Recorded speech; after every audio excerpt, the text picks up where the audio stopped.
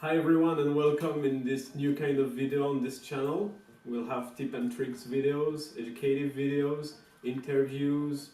First of all, I would like to start. We had a survey on the website about inclusive language. The inclusive language is something very French, so it's hard to explain, but we have feminine and masculine names. And there was some trend about mixing them to be more inclusive. And I was not sure if people around OFCI wanted this kind of stuff to happen here. So I asked them, do you want to be part of this? And they said basically 58% of them no, it's not necessary. Sorry, 42%. Today I will explain you some interesting stuff about IT. I've been to many projects abroad and I was surprised when I was going on the computer of the organizers or of the participants to not find some very useful free softwares. And in this video I will name some of them and also describe. If you find them interesting, you can download them. Download links will be in the description below. First of all, Driver Booster. So when you install a new fresh window, usually you don't have the drivers for the components of your computer. So for example, your webcam or the sound or the video card are not working and you need to install some drivers. Problem is very hard to know which components you have. So this software Driver Booster is detecting automatically your components and proposing you the last updated drivers. You can install them very automatically. So I've installed it recently and realized many of my drivers were not updated and maybe making my computer a bit slow or crashing. Another software, Paint.net. Basically, it's between Paint and Photoshop. You have some features from Photoshop such as layers and filters, and also you have the easiness of Paint. So you can really easily make some photo montage or stuff like that. Another software which is very, very useful and I don't see oftenly, and some people tell me, how can I open this file? Like RAW file or zip file. It's Winrar. How do you say Winrar? Winrar. Winrar.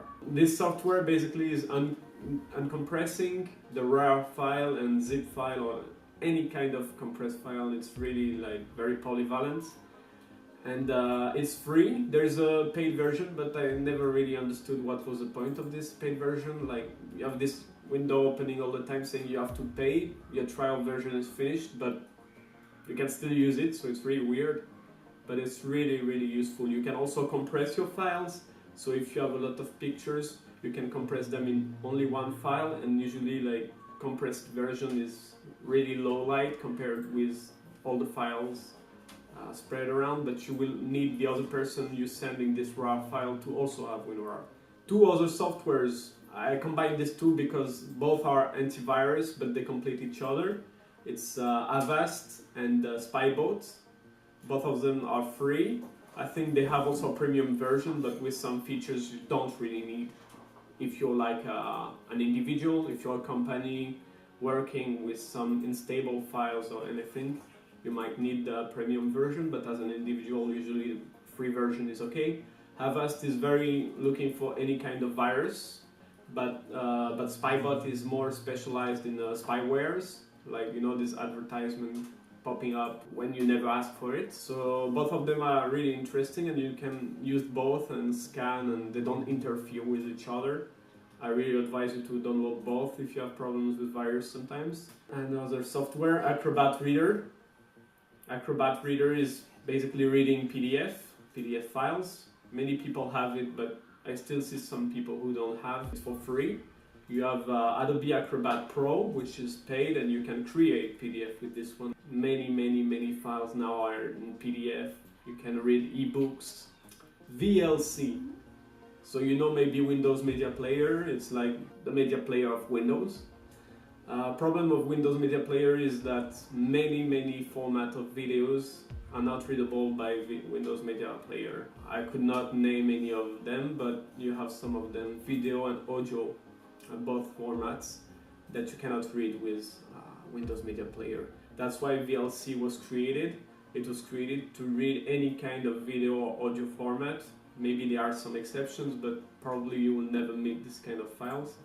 It's also nice because you have many features, advanced features, to reduce noise of the video, to make many kind of nice effects. And you have also a nice management of subtitles. So if you have, for example, multi-track subtitles in different language, it's much easier to manage this with VLCs and with Windows Media Player. And in VLC you can even change the font, the color of the font. And nowadays with internet video players such as YouTube, Netflix, we don't use it so much anymore, but back in the days it was really big and it can still be useful even nowadays. Last but not least, Google Chrome.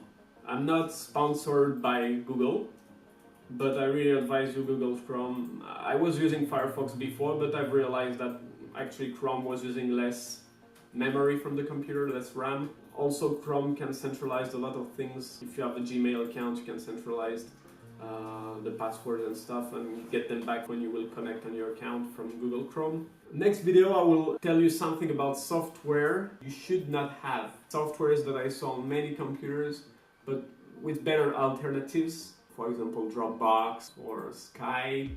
So see you next time and have a nice day. Take care.